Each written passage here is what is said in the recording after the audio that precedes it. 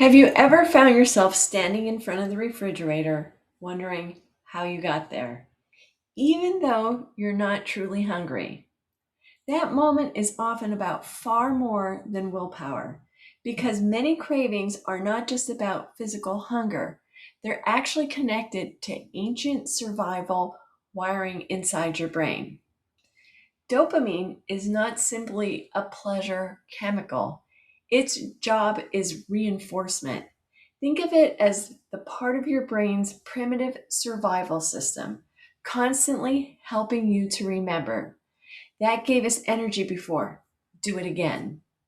Your primal brain was designed to reinforce behaviors linked to survival, finding food, seeking shelter, learning important patterns, and repeating behaviors associated with safety and energy.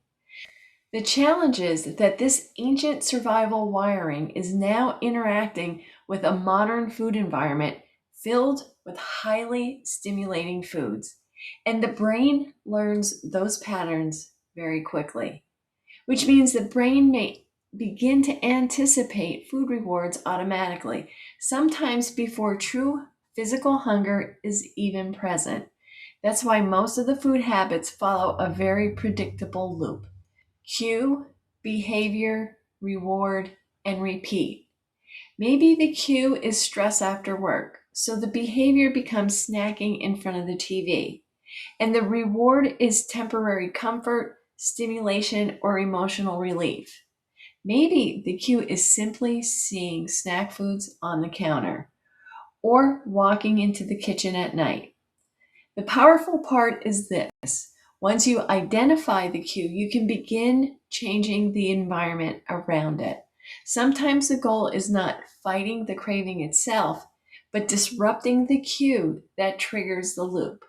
That may mean changing nighttime routines, keeping trigger foods out of sight, and replacing stress eating with movement or hydration, or creating new routines around old triggers.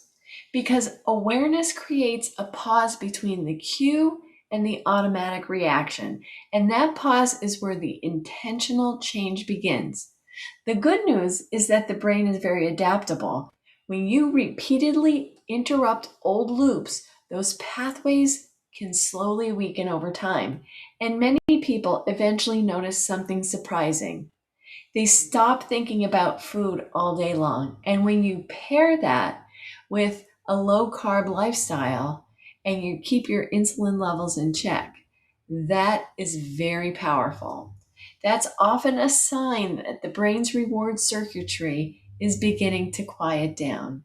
So maybe today is simply a chance to reflect.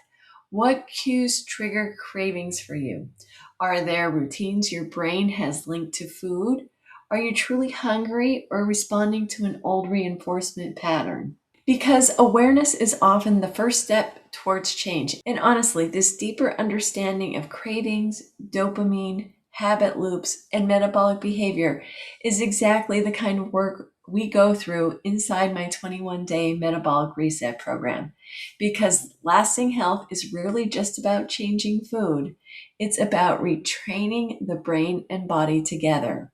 So if you're interested in learning more about my 21-day metabolic reset program, you can reach out to me directly at theprimalprofessor@gmail.com. Early cravings do not necessarily mean your body is failing to adapt. That means your brain is still catching up. I'll see you tomorrow.